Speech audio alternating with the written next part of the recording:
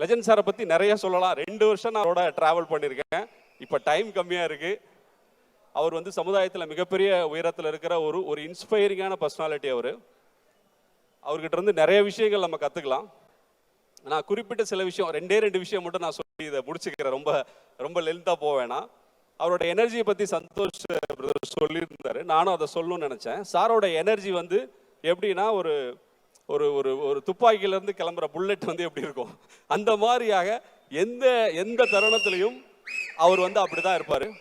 அவர்கிட்ட கதை சொல்ல போவதாகட்டும், எல்லா டைமுமே அவரோட எனர்ஜி லெவல், அந்த இன்ட்ரெஸ்ட் லெவல், இந்த இந்த இந்த இந்த துறைக்குள்ள நம்ம என்ன இலக்க போய் அடையணும். இப்போ மகாபாரதத்தில் ஒன்று சொல்லுவாங்க, அர்ஜுனனுக்கு வந்து எல்லாருக்கும் அந்த பறவையை நோக்கி இருக்கும், அர்ஜுனனுக்கு மட்டும் பறவையோட கண்ணில் வந்து அந்த குறி, அந்த அவனோட இலக்கு இருக்குன்னு சொல்லுவாங்கல்ல.